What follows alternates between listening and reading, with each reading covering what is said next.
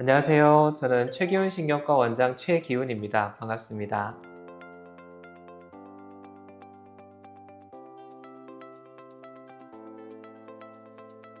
네, 오늘은 편두통이라는 주제에 대해서 한번 말씀드리려고 합니다. 긴장형 두통이라는 두통 같은 경우에는 머리가 조이거나 뻐근한 느낌이 드는 경우가 많지만, 편두통은 한쪽 머리에서 시작해서 욱신거리거나 박동성으로 통증이 느껴지는 게 특징이고요. 또한 재밌게도 빛, 소리, 냄새 같은 거에도 매우 민감해지고 메스꺼움이나 구토가 동반되는 게 특징입니다. 편두통의 원인은 생각보다 복합적입니다. 유전적인 소인이 생각보다 아주 크며 뇌혈관과 신경계의 이상 반응이 관련이 있습니다. 스트레스, 수면 부족, 과로나 특정 음식, 호르몬 변화 등이 편두통을 유발하거나 악화시킬 수도 있습니다. 남녀 중에 좀 슬프게도 여성에게서 훨씬 많이 발생을 하고, 비율적으로는 남성보다 한 2배에서 3배 정도가 많습니다. 이유는 여성 호르몬의 주기적인 변화가 영향을 주기 때문인데요. 특히 생리 전후, 임신, 폐경기에 증상이 변동되기도 합니다. 생리라는 것 자체가 여성 몸에 있는 프로게스테론, 에스트로겐이 변화하면서 생리를 하게 되고 또 배란을 하게 되는 건데요. 에스트로겐 수치가 급격하게 떨어질 때 이 뇌혈관이 민감하게 반응하면서 편두통이 발생하거나 심해질 수 있습니다. 그래서 생리 전후에 증상이 빈번히 나타나게 됩니다.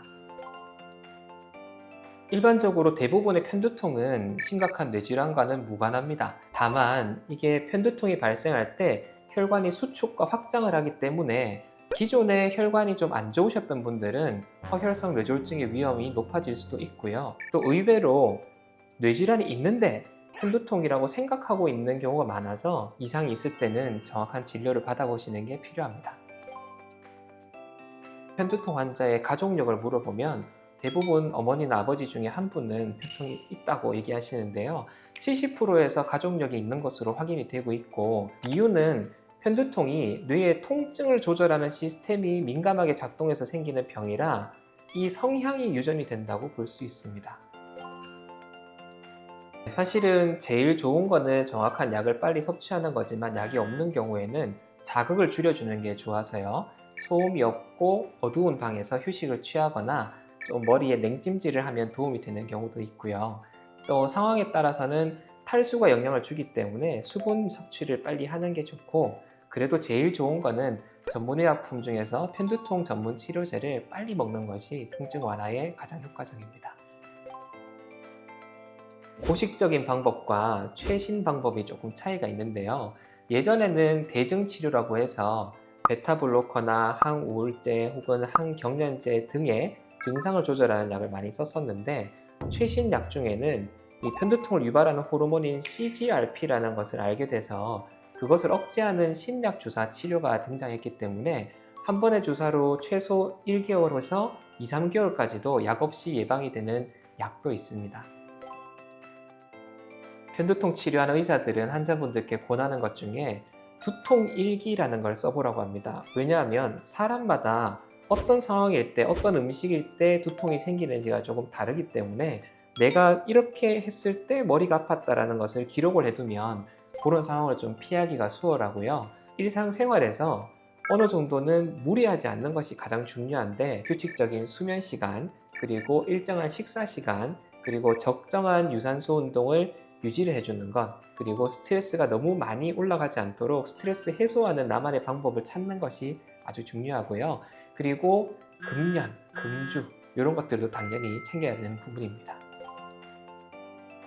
예전에도 한번 아주 유명한 게임사에서 어떤 문제가 된 적이 있었습니다. 눈으로 들어오는 자극 중에서 광자극이 편두통 혹은 간질을 유발할 수 있다는 것이 의학적으로 밝혀진 사건이 있었습니다. 그래서 실제로 스마트폰에서 게임이나 혹은 영화 중에서도 많이 번쩍거리는 종류의 영상을 오래 보게 되면 이것이 뇌에 아주 강력한 자극을 주게 돼서 편두통을 유발할 수도 있고요.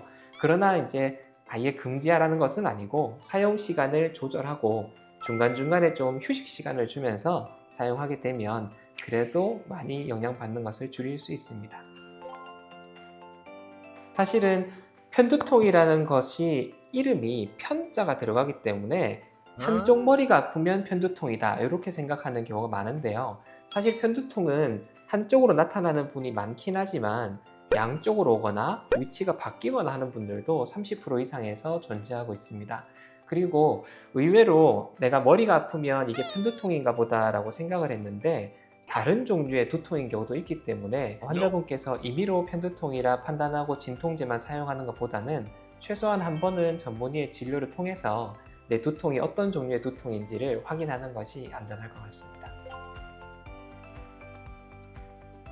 지금까지 편두통에 대한 기본적인 지식과 그리고 평소에 우리가 잘 몰랐던 부분, 오해를 하고 있었던 부분들에 대해서 제가 간단히 설명을 드렸는데요. 편두통 환자분들을 보면서 항상 제가 아쉬웠던 게 올바른 진료만 잘 받아도 해결이 될 수 있는 부분이라서 오늘 영상이 도움이 되셨다면 꼭 한번 전문의의 진료를 받아보시기를 추천드리고요.